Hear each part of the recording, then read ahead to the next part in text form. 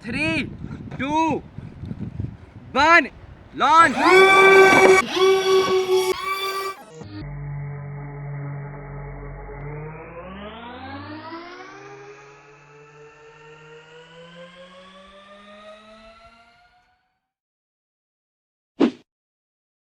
इसे बनाने का तरीका शुरू करते हैं इधर। तो मैंने मंगाई है डेफ्रॉन सीट, किसके पास से? लोकल वेंडर के पास से।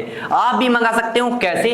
अपने कारपेंटर की शॉप पर जाओ, लोकल मार्केट की, वहां से खरीद लाओ। कारपेंटर की शॉप से नहीं मिलती है तो ऑनलाइन भी बाय कर सकते हो। लेकिन डेफ्रॉन सीट ही क्यों हम इस प्लेन को बनाने में यूज कर रहे हैं, उसके पीछे रीजन है। क्यों? क्योंकि थिकनेस की पतली होती है, ये बहुत हल्का होता है और मजबूत होता है। पर थर्माकोल भी तो यूज कर सकते हैं, ये सवाल आप सभी के दिमाग में आ रहा होगा। तो मैं आपको बता दूं, मोटाई थिकनेस आप देख सकते हैं, ठीक है। और ऊपर से थर्माकोल की थिकनेस के साथ ये वेटेड होता है और साथ में मजबूत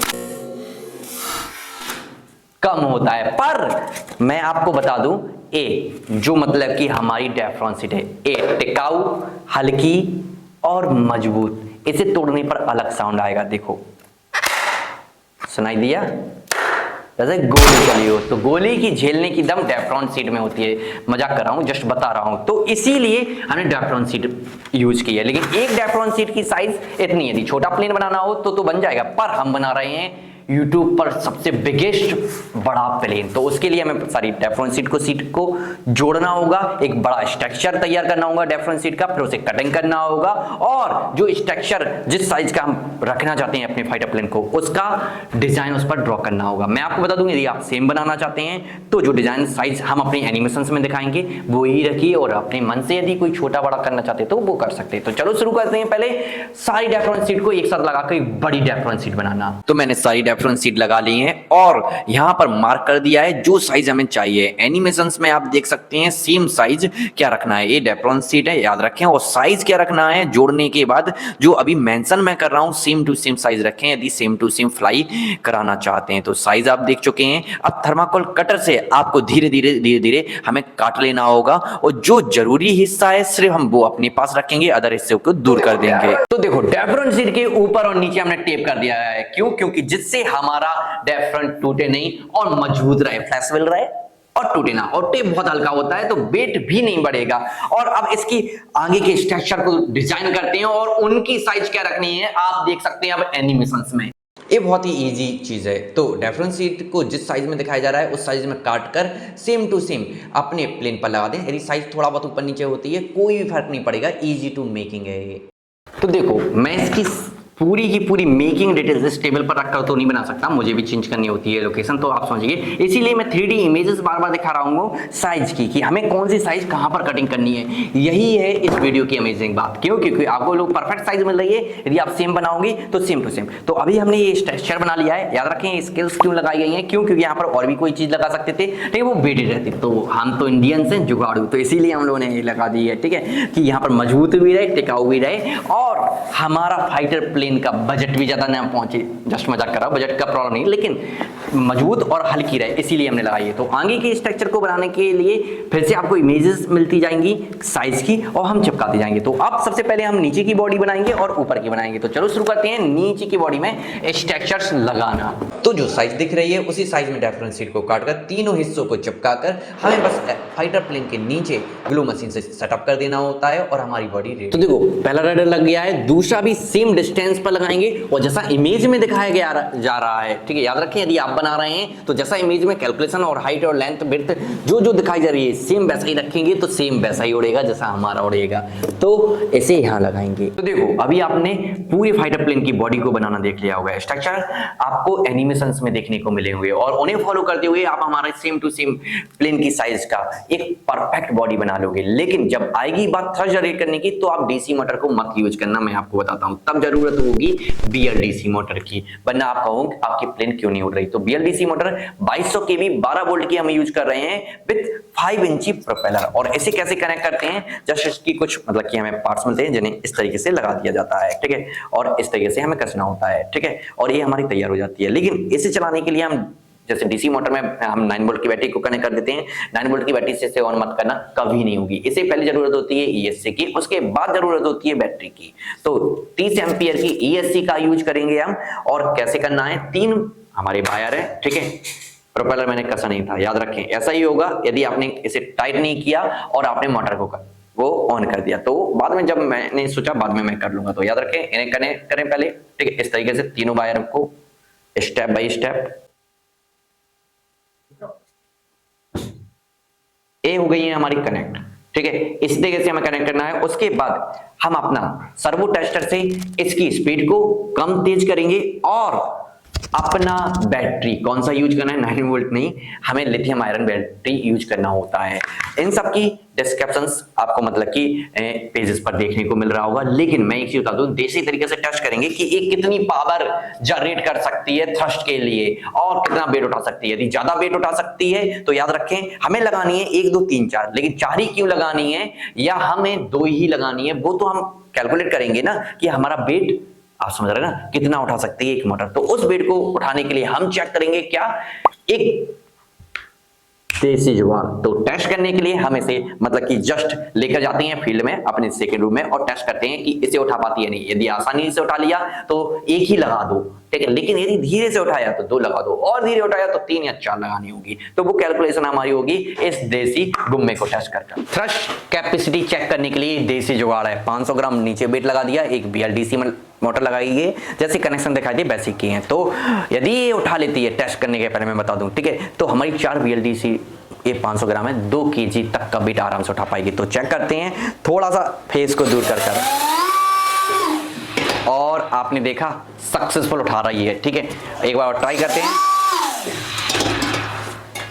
मतलब एक BLDC 500 ग्राम, 4 BLDC से हमारी कैलकुलेशन 2 kg की हो जाएगी और 2 किलो से नीचे का हमारा वेट होना चाहिए एरोप्लेन का, और फिर वो सक्सेसफुल फ्लाई करेगी। कनेक्शन कैसे करने हैं, जैसे इसके कनेक्शन किए हैं ऐसे ही 3 कनेक्शन और करने होंगे, ठीक है। और स्टेप बाय स्टेप जैसा एनिमेशन में दिख रहा है एरोप्लेन में 1 2 3 4 BLDC मोटर को कनेक्ट कर देना है। तो देखो अभी आपने BLDC मोटर की वर्किंग तो देखी होगी। सेम हमने 4 BLDC मोटर लगा दी है विद प्लाईवुड की एनिमेशंस आप में देख सकते हैं कि कैसे मैंने इसे बनाया है। ये क्यों बनाया, यदि विंग्स पर डायरेक्ट BLDC मोटर लगाई तो इतनी थ्रस्ट से हमारे विंग्स टूट जाएंगे, इसीलिए मैंने ये लकड़ी का मतलब कि प्लाईवुड का एक छोटा सा ढांचा बनाया और उसे यहाँ पर सेटअप कर दिया। अब सेटअप करने के बाद हमें अपनी BLDC मोटर के कनेक्शन को बस रिसीवर में देना होता है और हमारा एरोप्लेन तैयार हो जाता है। कैसे देना है हमारी BLDC मोटर के कनेक्शंस, अब आप एनिमेशन में देख सकते हैं कि हमारी कनेक्शन BLDC मोटर के किस तरीके से रिसीवर में जुड़ते हैं। ये हमारा रिसीवर, इसके बगल में है पावर मॉड्यूल बैटरी से पावर लेकर हमारे रिसीवर को पावर देता है, जिससे रिसीवर को कोई अदर पावर की जरूरत नहीं होती है। और फिर BLDC मोटर से जो ESC कनेक्ट रहती हैं उन ESC की भी पावर वहीं पर जाकर जुड़ जाती है। और सिग्नल पिन, सर्वो मोटर हो या किसी और की सिग्नल पिन हो, सारी सिग्नल पिन हमारी रिसीवर की पिन्स में जुड़ती जाती है, जैसा मेंशन किया जा रहा है। और मैं आपको बता दूं ये इजी टू मेकिंग है, यदि कठिन लग रहा है तब डिस्क्रिप्शन में लिंक है किस चीज़ की, क्लास को बुक करने की, फाइटर प्लेन की डीप नॉलेज के लिए। तो क्लास को बुक करना ना भूलें यदि डीप नॉलेज चाहिए। तो देखो हमारे सारे BLDC और सर्वो मोटर के कनेक्शन हमारे रिसीवर तक आकर कनेक्ट हो गए हैं और रिसीवर के साथ यूज करेंगे हम 9 चैनल का रिमोट। इसे ही क्यों यूज करना है, रीजन ये है कि इसकी रेंज 4-5 किलोमीटर है और आप जानते हो ड्रोन की तरह ये स्टेबल फ्लाइट नहीं करता, ये सीधा जाता है। तो दाएं बाएं मोड़ने में हमें बहुत बड़ा सर्कल में राउंड करना होगा, तो रेंज कम ना रहे, इसीलिए 9 चैनल का यूज कर रहे हैं। और इसकी डिटेल अभी आप एनिमेशन पर देख सकते हैं यदि बाय करना हो, ठीक है। तो अब मैं आपको बता दूं, अब सबसे पहले सारे कनेक्शंस तैयार हैं, अब जब इसमें सप्लाई देना है, ठीक है, और उड़ाकर देखना है। लेकिन उड़ेगा या नहीं उड़ेगा ये हमें नहीं पता, तो उसके पहले जस्ट ग्लाइडिंग देखेंगे विदाउट कनेक्ट बैटरी कि एक ग्लाइड करता है नहीं। तो चलो लेकर चलते हैं इसे छत पर ग्लाइड करने के लिए। हम ले आए हैं इसे छत पर, ठीक है, ग्लाइड चेक करने के लिए। तो मोटर ऑन नहीं है, जस्ट ग्लाइड देखेंगे कि हवा में आगे जाता भी है या नहीं। तो चेक करते हैं, चलो मजा आएगा। अमेजिंग भाई साहब, बिल्कुल सटीक गया। एक बार और, ठीक है, एक बार और चेक करते हैं, ठीक है। 1 2 3। ओह माय गॉड, आपने देखा रॉकिंग। तो मोटर को ऑन करते हैं और आगे की फ्लाइट को लेते हैं, मजा आएगा, आसमान में उड़ेगा। तो चलो ऑफिस में लेकर चलते हैं और स्टूडियो में दोबारा बनाते हैं। तो ग्लाइडिंग तो अमेजिंग किया, उसके बाद हमने पहला और दूसरा भी लगा दिया। ये है हमारा तीसरा। तो ग्लूगन से हमें जस्ट ऐसे पुटअप करना है, जैसे पहला दूसरे में, और यहाँ पर ऐसे सेटअप कर देना है, ठीक है। और उसके बाद हम अपनी बैटरी को यहाँ पर सेटअप करेंगे, ठीक, चिपका देंगे और कनेक्ट करना है और इसे उड़ा सकते हैं। लेकिन उसके पहले हमें करनी होगी इसकी कलर ग्रेडिंग। तो हम इस पर पेंट करना शुरू करते हैं और इसे चिपकाने के बाद इसमें बाकी की डेकोरेशन देते हैं। तो चलो शुरू करते हैं इसकी बाकी की डेकोरेशन। तो चलो करते हैं इस पर कलर। देखो कितना गजब लुक दे रहा है हमारी पेंट के बाद। तो एक कनेक्ट कर रहा हूं मैं बैटरी और एक बार थ्रस्ट चेक कर रहा हूं कि ये थ्रस्ट के लायक है भी या नहीं। तो थ्रस्ट चेक करने के लिए जस्ट मैं चेक कर रहा हूं।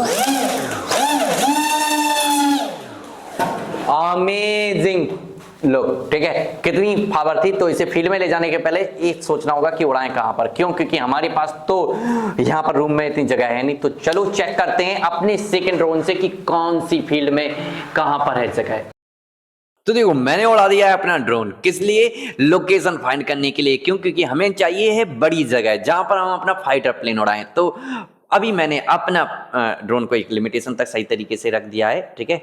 और अब मैं चेक कर रहा हूं कि कहां है मेरी परफेक्ट एरिया। तो मैंने मूव किया और मुझे दिख रही है एक साइड में तो लोकेशन दिख रही है, हाँ सर्कल मिल गई लोकेशन। तो लोकेशन मिल गई है, प्लेन को ले जा रहे हैं गाड़ी में, गाड़ी आ चुकी है और टेस्टिंग फील्ड पर ले जाकर इसकी फ्लाइट लेंगे और हमारा प्लेन जाएगा इसमें और मैं जाऊंगा अपनी पर्सनल गाड़ी में। तो टीम आ गई है, बैठेंगे और निकलेंगे, गाड़ी मोड़ो और निकलो। तो हम आ गए हैं अपनी फील्ड में, अपनी प्लेन को लेकर गाड़ी आ गई है फील्ड, मतलब कि हमारी लॉन्चिंग स्टेशन पैड वो है वहां पर। तो इसे ले जाते हैं, ठीक है, इसे ले जाते हैं और वहां पर रखते हैं। तो इसे ले जाएंगे एक स्पेशल तरीके से, वो कैसे आप सभी अब देखेंगे। सब हमारी रोबोटिक कार हमारी लैंडिंग पिच तक ले आई हमारी फाइटर प्लेन को। तो देखा, इसे भी किसी वीडियो में यदि आपको सीखना हो इस रोबोटिक कार को बनाना, तो किसी वीडियो में हम आपको इसे बनाना सिखा देंगे। यदि सीखना हो तो कमेंट में बता दो कि हमें इस रोबोटिक कार को भी बनाना सीखना है, इतनी हाई टॉर्क वाली। तो चलो इसके बैटरी को कनेक्ट करते हैं और अपने हाथ में रिमोट लेते हैं और फाइनल रिजल्ट को देखते हैं। उसके पहले बंदे जय बात। तो चलो रिमोट को लेते हैं और टेस्टिंग करते हैं और फ्लाइट देखते हैं कितनी अमेजिंग फ्लाइट रहेगी, ये सोचकर ही समझ नहीं आ रहा। तो चलो ट्राई करते हैं। 3, 2, 1 लॉन्च।